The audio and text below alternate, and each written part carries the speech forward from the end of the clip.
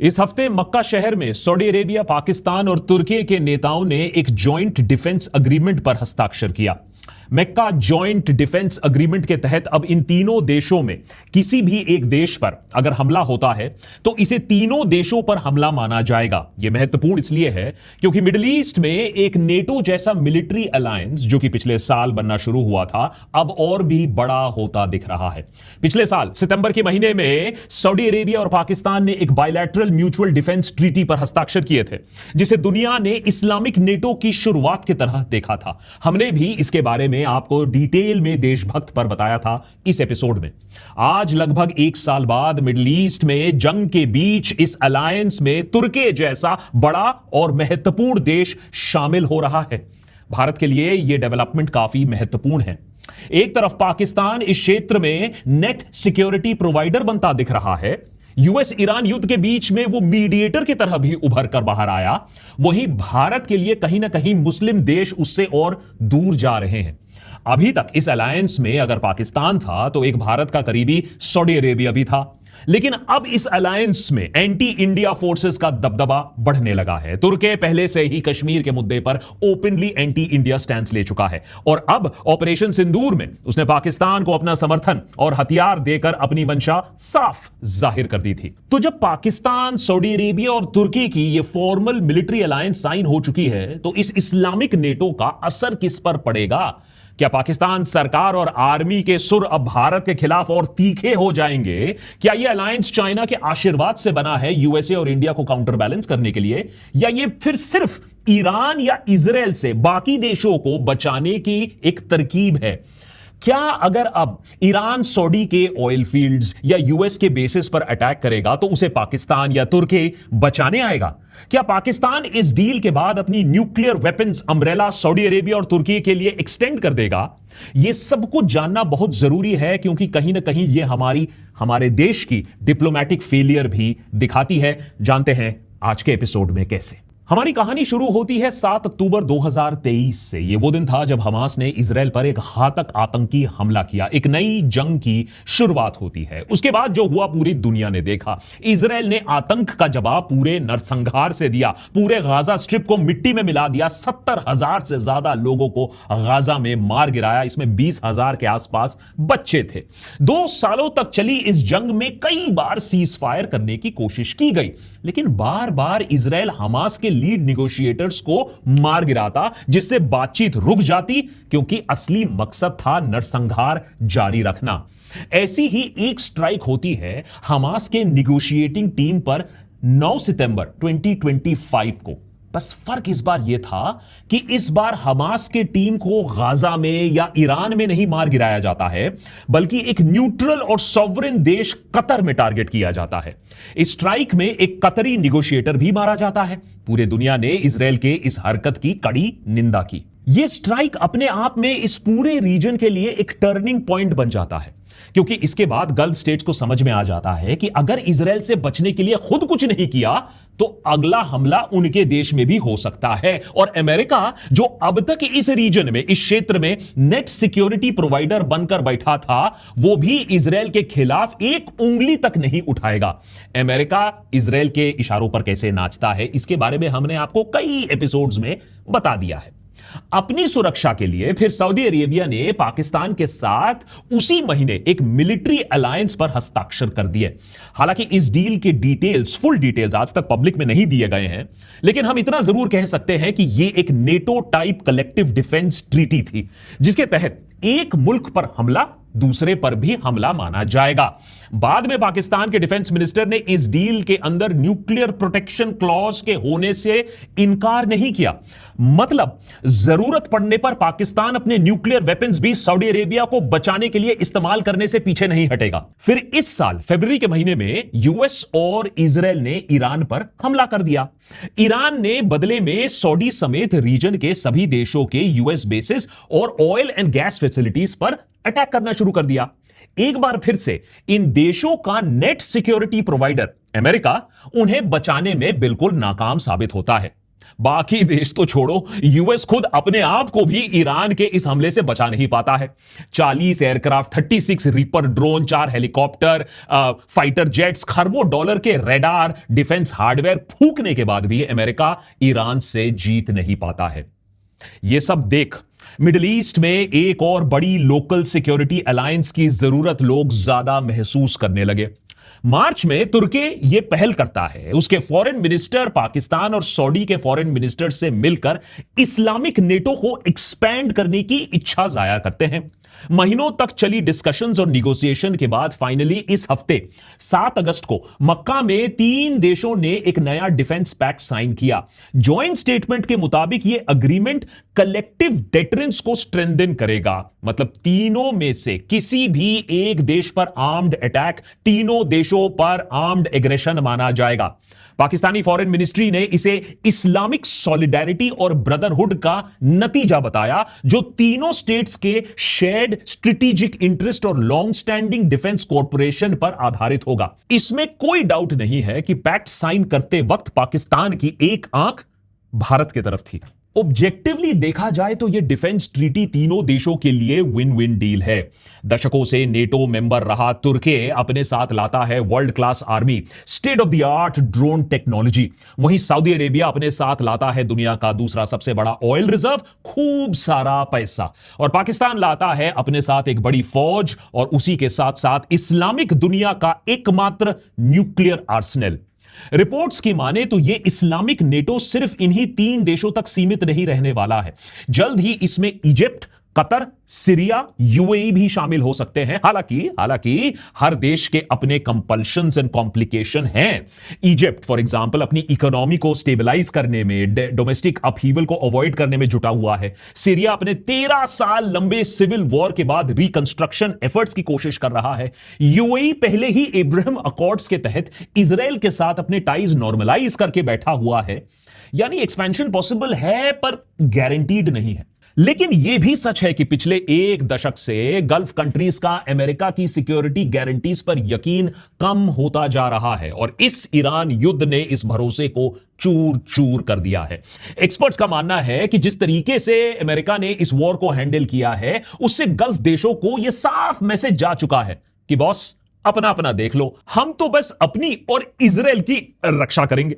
वैसे अमेरिका यह भी ना कर पाया। अपने इतने सारे मिलिट्री एसेट्स मिडिल ईस्ट में होने के बावजूद वो स्ट्रेट ऑफ हॉर्मुज आज तक, कम से कम इस एपिसोड को रिकॉर्ड करते वक्त, तो ना खुलवा पाया और अपने एलाइज को पर्याप्त एयर डिफेंसेस भी नहीं दे पाया, क्योंकि सबको सच मालूम है ज्यादातर म्यूनिशंस इजराइल भेज दिए गए थे। इजराइल को बचाना जरूरी था, गल्फ स्टेट्स जाए भाड़ में। अब यही जो गैप है वो सऊदी अरेबिया, तुर्की, पाकिस्तान भरने की कोशिश कर रहे हैं। एनालिस्ट का कहना है कि इस अलायंस का मकसद अमेरिका को रिप्लेस करने का नहीं है, बल्कि अपने पास एक एडिशनल स्ट्रेटेजिक और पॉलिसी ऑप्शन रखने का है। कुछ एनालिस्ट इस डील को एक जियोपॉलिटिकल शिफ्ट की तरह देख रहे हैं। उनका कहना है कि मिडिल ईस्ट की पावर डायनामिक्स ईरान वॉर के बाद दोबारा लिखी जा रही है, क्योंकि मुस्लिम देश ये मान चुके हैं कि अब उनकी सिक्योरिटी को वो यूएस, इजराइल और ईरान, ये जो राइवलरी है, इसके रहमो करम पर वो नहीं छोड़ सकते हैं। उन्हें इसके लिए कुछ ठोस कदम उठाने पड़ेंगे। सवाल यहां यह आता है कि जंग का असली खतरा तो इन देशों को ईरान से है। अरे माना कि यूएस उन्हें बचाने में नाकाम रहे, लेकिन अटैक तो ईरान ने किया। स्ट्रेट ऑफ हॉर्मुज भी ईरान ने ही तो ब्लॉक करके रखा है। हां, यूएस के उकसाने पर यह सब हुआ है, लेकिन किया तो यह सब ईरान ने है। तो क्या यह अलायंस यूएस को रिप्लेस करने से ज्यादा ईरान को पीछे ढकेलने के लिए बनाया गया है? याद रखिए, यहां एक और सुन्नी शिया कॉन्फ्लिक्ट भी है। क्या सुन्नी मुसलमान देश शिया ईरान के खतरे से अपने आप को बचाने के लिए यह अलायंस तैयार कर रहा है? तो क्या असल में यह अलायंस इस्लामिक नेटो की जगह सुन्नी नेटो बन रहा है?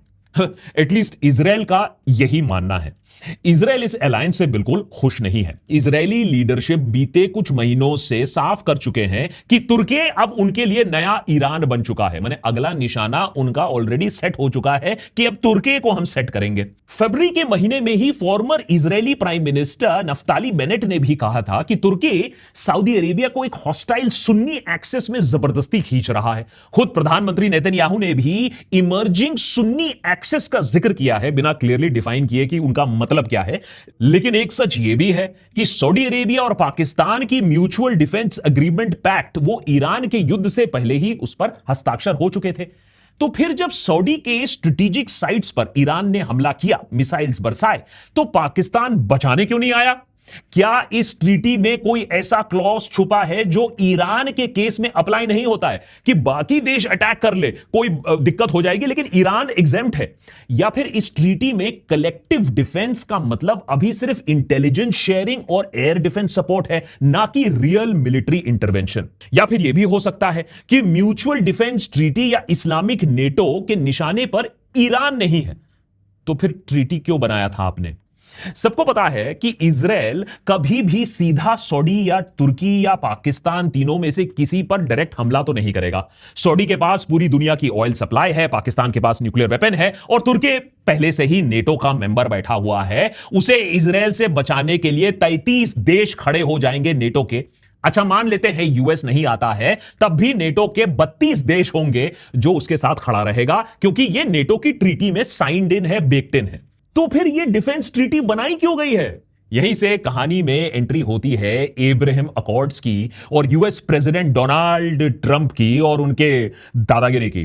ट्रंप लंबे समय से चाहते हैं कि सऊदी अरेबिया भी इजराइल के साथ संबंध को नॉर्मलाइज कर ले, इजराइल को पूरी मान्यता दे, जैसे कि यूएई ने कर लिया है। लेकिन सऊदी सालों से इस प्रेशर को अवॉइड करता आया है, यह कह के कि नहीं, पहले पैलेस्टीनियन स्टेटहुड का रास्ता आप क्लियर करिए, उसके बाद इजराइल के साथ हम टाइज नॉर्मलाइज करेंगे।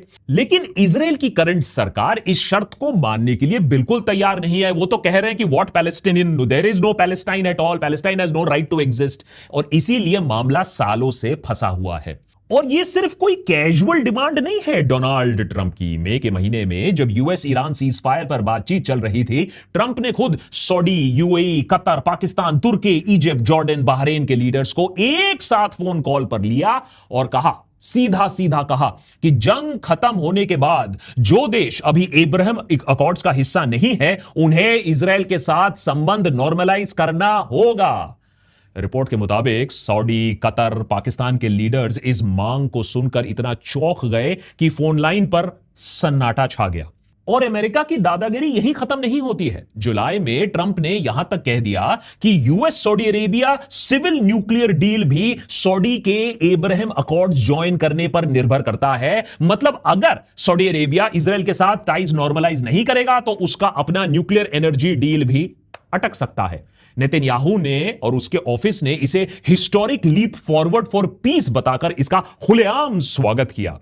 तो यह डील ना तो एंटी ईरान है और ना ही एंटी इजराइल है। इस डील के निशाने पर है अमेरिका, जो मिडिल ईस्ट में बार बार दखलंदाजी करने के आदत से बाज नहीं आता है। ऐसे में यह नया मिलिट्री ब्लॉक गल्फ देशों को, खासतौर पर सऊदी को, एक बफर देता है। अब सऊदी कह सकता है कि हम अपनी सिक्योरिटी के लिए अब्राहम अकॉर्ड्स ज्वाइन करने के कांस्टेंट प्रेशर से हम निपट सकते हैं, हमें सबमिट नहीं करना है और ना ही हमें अमेरिका के रहमो करम पर जीना है। कम से कम सिग्नल तो यह दिया जा रहा है कि हमारे पास और भी रास्ते हैं, हमारे पास और भी ऑप्शन है पॉपो अमेरिका को छोड़कर। हमारे देश में एक बहुत पुरानी कहावत है, रस्सी जल गई लेकिन बल नहीं गया। आज मिडिल ईस्ट में यूएस की हालत कुछ ऐसी ही है। ईरान से इतनी बुरी तरीके से हारने के बाद भी ट्रंप अंकल ऐसे बिहेव कर रहे हैं जैसे वो विश्व विजेता हो। अपने एलाइज को बचाने में इतनी बुरी तरीके से वो फेल कर चुके हैं, इसके बाद भी यूएस ऐसे हुक्म चलाता है जैसे अमेरिका के वजह से ही वहां के देश बचे हैं और पूरी दुनिया उनके वजह से ही घूमती है। लेकिन सच तो यह है कि अमेरिका अभी तक ना तो ठीक से इस जंग से बाहर आ पाई है और ना ही मिडिल ईस्ट में अपने एलाइज के लिए स्ट्रेट ऑफ हॉर्मुज को खुलवा पाई है। कहने को तो यूएस और ईरान के बीच में 17 जून को सीज फायर हो चुका था और स्ट्रेट ऑफ हॉर्मुज भी यूएस तो 20 बार तो खोल ही चुका है, डिक्लेयर कर ही चुका है। लेकिन असल में सीज फायर होने के 15-20 दिनों के अंदर अंदर ही वॉर वापस से आक्रमक रूप से शुरू भी हो गया था। स्ट्रेट ऑफ हॉर्मुज में ट्रैफिक अभी तक नॉर्मल नहीं हो पाया है। हालांकि बीते एक हफ्ते में यानी 29 जुलाई से आज इस एपिसोड को रिकॉर्ड करते वक्त किसी भी नए अटैक की खबर नहीं आई है, लेकिन आ भी सकती है। फिलहाल ईरान और ओमान स्ट्रेट ऑफ हॉर्मूज को लेकर एक नई डील पर बातचीत कर रहे हैं। दोनों देशों के बीच में एक रूट पर लगभग सहमति बन चुकी है जिससे शिपिंग दोबारा शुरू की जा सकती है। लेकिन दूसरी तरफ यमन में 2022 वाला शांति समझौता कोलैप्स होने की कगार पर आ चुका है। यमन के हूती रेबल्स ने एक बार फिर से सऊदी बैक्ड फोर्सेस पर हमला करना शुरू कर दिया है। इस हफ्ते हुए हमलों में उन्होंने अभी तक 17 से ज्यादा मिलिट्री पर्सनल मार दिए हैं। इसके अलावा सऊदी कोalition ने सालों बाद फिर से एयर स्ट्राइक्स भी शुरू कर दिए हैं। बबल मंदाब स्ट्रेट का हाल भी कुछ बेहतर नहीं है। हूतीज ने पिछले महीने सऊदी शिपिंग पर ब्लॉकेड डिक्लेयर कर दिया और कमर्शियल वेसल्स पर अटैक करना भी शुरू कर दिया। एक भारतीय जहाज पर भी इस बीच बबल मंदाब में उसे डुबा दिया गया है। हालांकि उस पर हमला किसने किया, किस पक्ष ने किया, इसकी जिम्मेदारी किसी ने भी नहीं ली है। स्ट्रेट ऑफ हॉर्मूज के साथ साथ बबल मंदाब स्ट्रेट दुनिया के मुख्य शिपिंग रूट्स में से एक है। पहले यहां रोज 70 से ज्यादा शिप्स गुजरा करती थी, अब 30 से भी कम रह गई है। मतलब हॉर्मूज में अभी थोड़ी नॉर्मलसी आने के संकेत हमें दिखने शुरू हुए थे कि रेड सी का दूसरा चोक पॉइंट पूरी तरीके से नए कॉन्फ्लिक्ट की तरफ जाता दिख रहा है। तो दुनिया के लिए बुरे दिन अभी खत्म नहीं हुए हैं। फाइनली एक देश है जिसने यूएस ईरान युद्ध के बीच में अपना एडवांटेज ढूंढ लिया, आपदा में अवसर निकाल लिया। जितने बुरे दिन हो लेकिन उनमें से अच्छे दिन खींच निकाले। Thank you friends. अरे ये एडिटर, यहां मोदी जी की बात नहीं हो रही है। अरे 12 सालों में तो अच्छे दिन ना ला पाए, अभी सडनली कहां से अच्छे दिन आ जाएंगे।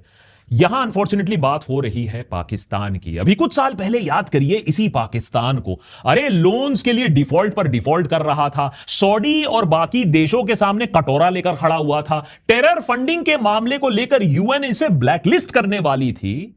और आज ऑपरेशन सिंदूर के बाद वही पाकिस्तान यूएस ईरान क्राइसिस के बीच में अपनी छवि एज अ मीडिएटर के रूप में ढाल रहा है, मिडिल ईस्ट में नेट सिक्योरिटी प्रोवाइडर बन रहा है। ईरान वॉर में सीजफायर निगोशिएशंस के लिए वेन्यू पाकिस्तान बन गया। लास्ट में जो सीजफायर डील साइन हुआ उसे इस्लामाबाद मेमोरेंडम कहा गया।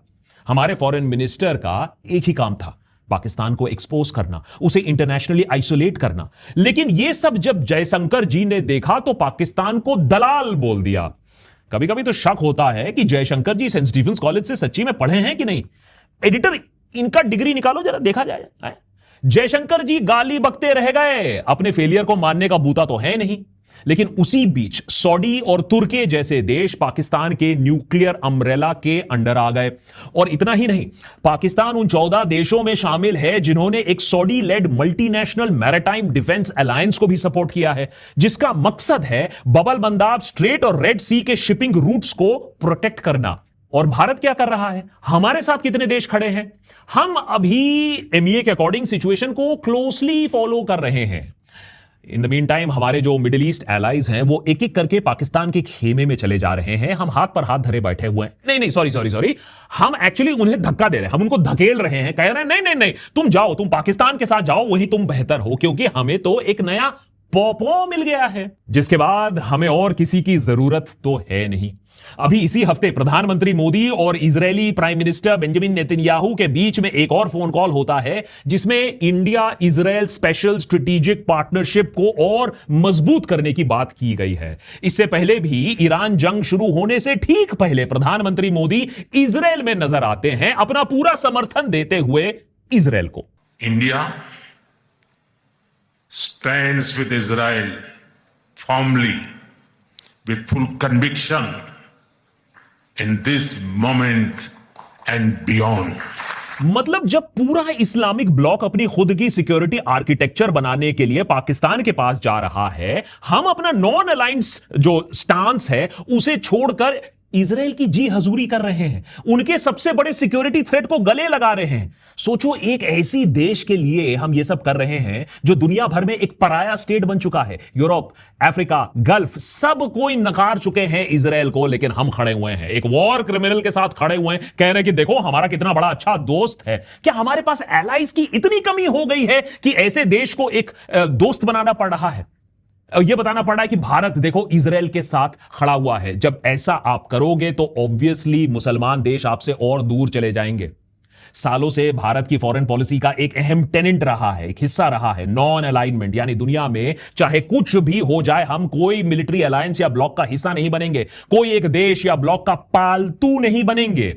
लेकिन अभी तक भारत ने किसी भी इसी वजह से किसी अलायंस का हिस्सा हम नहीं बने हैं, जैसा पाकिस्तान, सऊदी और तुर्की कर रहे हैं। लेकिन नॉन अलाइनमेंट का मतलब सिर्फ फॉर्मल ट्रीटी से बाहर रहना नहीं है। ऑप्टिक्स पूरी दुनिया को दिख रहा है कि आज भारत कितना नॉन अलाइंड है, या हम सच्ची में अपने दम पर खड़े हुए हैं, या किसी के लिए हम जी हजूरी कर रहे हैं।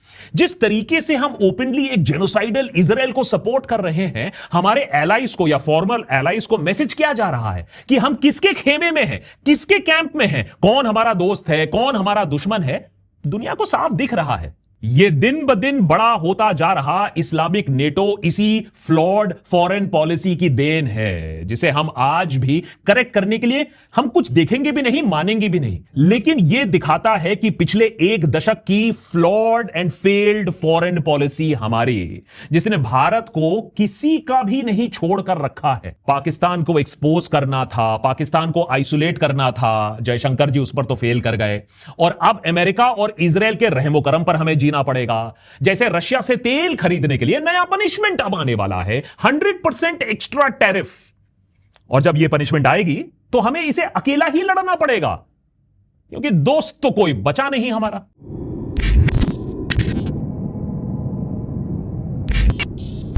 बाय द वे, कमेंट्स में आप अक्सर पूछते हो कि भाई देशभक्त ये टी शर्ट्स कहां से लाते हो, तो मैं आपको बता दूं कि पिछले 8 सालों में जो भी टी शर्ट आपने मुझे देशभक्त पर पहने देखा है वो हमारे ही चैनल का मर्चेंडाइज है। जैसे ये नया रेजिस्ट का T shirt design, thanks to Mumbai police for the inspiration.